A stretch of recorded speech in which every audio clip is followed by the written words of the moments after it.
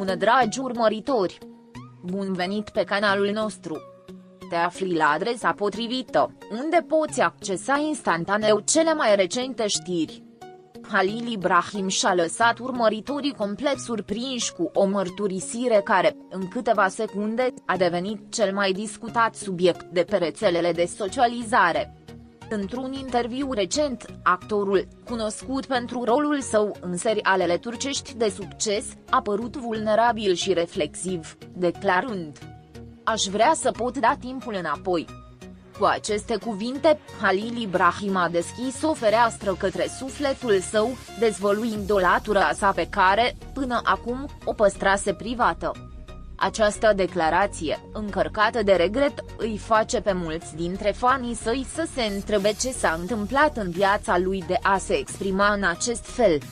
Deși Halil Ibrahim a fost întotdeauna admirat pentru forța și prezența sa pe ecran, puțini știau că în spatele acelei imagini de bărbat puternic se ascundeau nesiguranțe și dileme emoționale.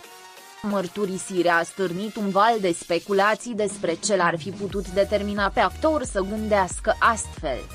Fanii cei mai apropiați ai săi, cei care le-au urmărit de la primele sale roluri, au fost primii care au reacționat, arătând îngrijorare și, în același timp, sprijin pentru vulnerabilitatea sa.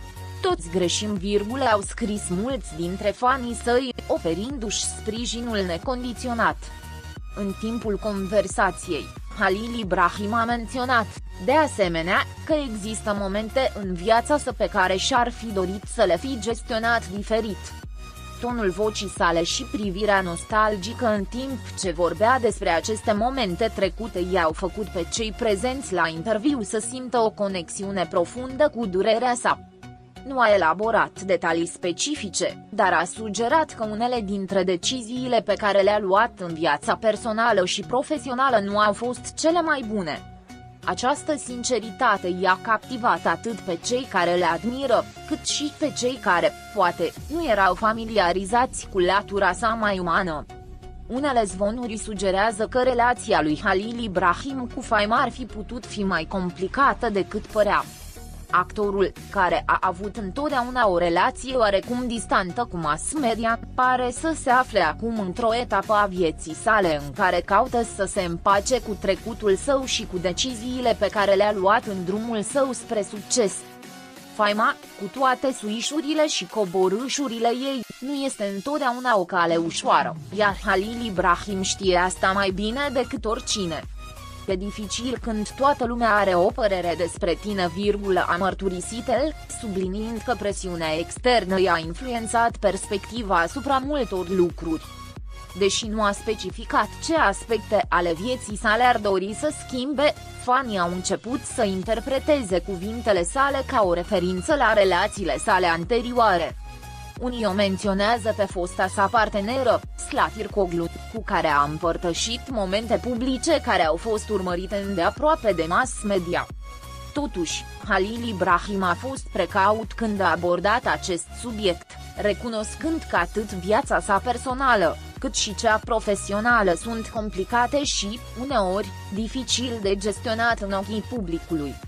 Dragostea ne conduce uneori să luăm decizii greșite, a reflectat Halil Ibrahim, deschizând dezbaterea despre natura relațiilor romantice și modul în care acestea pot fi afectate de presiunile externe. Pentru mulți, aceste cuvinte au părut o încercare de a explica de ce actorul luase uneori decizii impulsive în relațiile sale anterioare. Ideea că greșelile din trecut ne pot învăța lecții importante pare să fi fost o concluzie la care a ajuns Halil Ibrahim după un lung proces de reflecție. Deși actorul a fost foarte iubit de fanii săi, a trebuit să se confrunte și cu critici și judecăți din cauza relațiilor sale romantice. Unii membri ai publicului nu au înțeles niciodată pe deplin alegerile pe care le-a făcut în viața sa amoroasă. Totuși, după mărturisirea sa, mulți au arătat o nouă perspectivă, înțelegând că nu totul este atât de perfect pe cât pare. Uneori, aparențele pot ascunde o dorință profundă de răscumpărare și de a învăța din greșeli. Această mărturisire a aprins și zvonuri despre statutul său amoros actual. În ciuda decalajului mediatic pe care a încercat întotdeauna să-l mențină, speculațiile despre viața sa privată nu au dispărut niciodată. Tăcerea lui Halil Ibrahim despre viața sa amoroasă actuală i-a determinat pe fani să se întrebe dacă această vulnerabilitate este legată de cineva special din viața sa. Mulți s-au întrebat dacă motivul din spatele cuvintelor sale ar putea fi legat de o relație recentă care nu a decurs conform așteptărilor. În ceea ce privește cariera sa profesională, Halil Ibrahim pare să înțeleagă că deciziile pe care le-a luat de-a lungul carierei sale nu au fost întotdeauna cele corecte.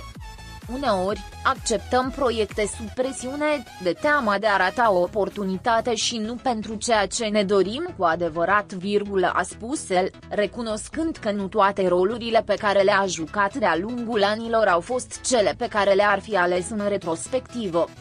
Această autoevaluare a fost aplaudată de adepții săi, care cred că un artist adevărat crește nu doar odată cu succesele sale, ci și cu eșecurile sale. Reflecția lui Halil Ibrahim asupra vieții sale i-a făcut, de asemenea, pe mulți să se întrebe despre povara emoțională care vine odată cu statutul de a figură publică. Ceea ce văd alții nu reflectă întotdeauna ceea ce trăim cu adevărat, a spus Halil Ibrahim, făcând aluzie la cât de dificil este să fii judecat constant. Deși nu mulți știau asta, actorul se luptă cu proprii demoni interior de ani de zile, încercând să mențină o imagine perfectă în timp ce se confruntă cu propriile nesiguranțe. Unii apropiați ai lui Halil Ibrahim susțin că această mărturisire este doar începutul unui proces mai profund de schimbare în viața sa. Poate că caută o modalitate de a vindeca rănile trecutului și de a-și reconstrui viața pe fundații mai solide. Deși nu există certitudini, declarația se pare a fi un pas către o mai bună înțelegere de sine și, poate, către o nouă etapă în viața sa personală și profesională. Deocamdată, ceea ce este clar este că Halil Ibrahim nu este doar un actor de succes, este o ființă umană care se confruntă cu propriile provocări, face greșeli și, de asemenea, caută izbăvirea. Prin această mărturisire, a reușit să se apropie și mai mult de urmăritorii săi, care îl considerau de neatins, dar care, în acest moment, se arată ca o persoană diferită, vulnerabilă și conștientă de defectele sale. Impactul cuvintelor sale nu a trecut neobservat, iar mulți dintre fanii săi se simt mai conectați la el ca niciodată.